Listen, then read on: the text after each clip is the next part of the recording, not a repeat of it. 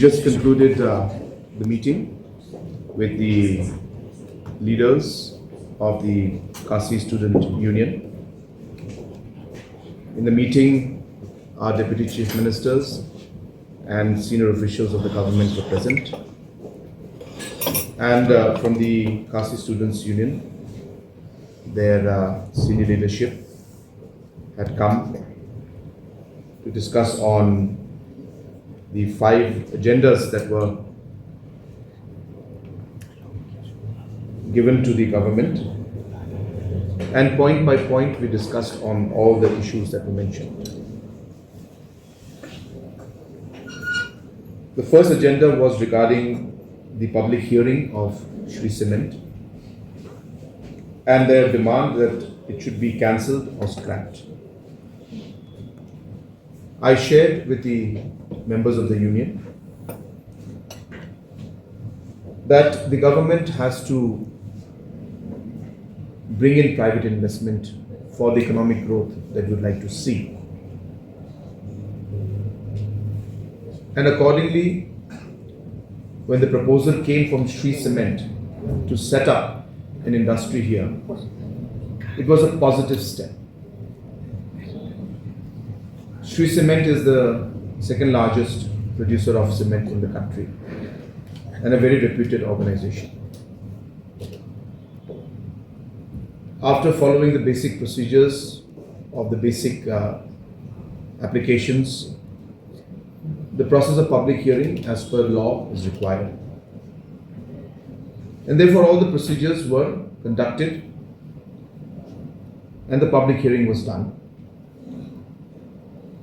But the members of the KSU had mentioned that they had concerns about the process in which it was conducted,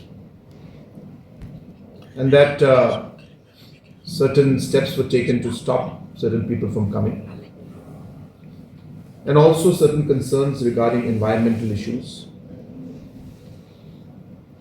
and other stakeholders not being involved.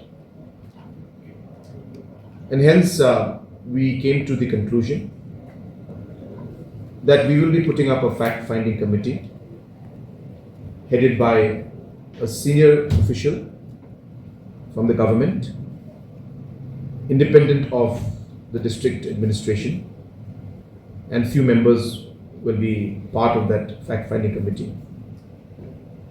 And let them find out the details of all these points that were mentioned, especially regarding the public hearing, the procedure and the process in which it happened, the aspects of stakeholders being consulted or not, and the aspect of the environmental issues that were there.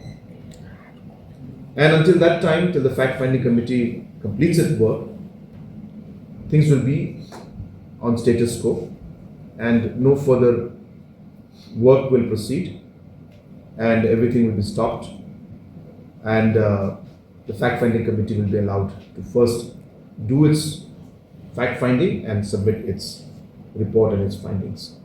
And as until then, all works will stop, and any kind of construction or any kind of work that is being done from the company's side will be asked to be stopped. Second was regarding the implementation of the MRSSA. Under the MRSSA 2016, there were 2 aspects that were being discussed. The first aspect is regarding the registration of the people coming in from outside who are renting spaces in localities. The process of that registration being further expedited, where I shared with the members of the union that the numbers have gone up and more localities are now adopting it.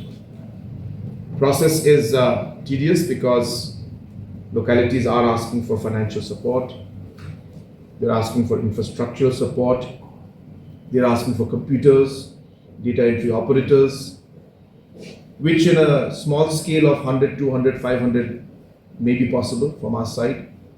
But we have close to, as I said, 6,500 plus almost 7,000 localities come villages, and hence that would be a massive exercise even for the government to do and may not be possible to implement, because once we start in one few areas, then we have to do it for all.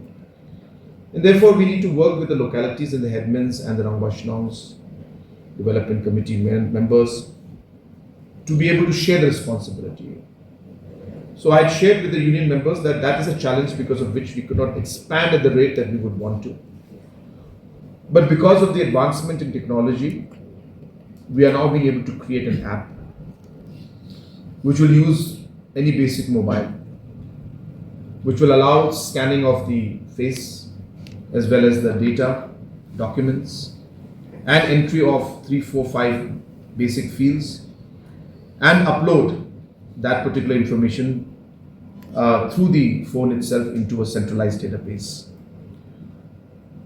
And once that is done, as I said, it is part of a centralized database, and then we can retrieve the information simply by again scanning the face or any other documents or any information.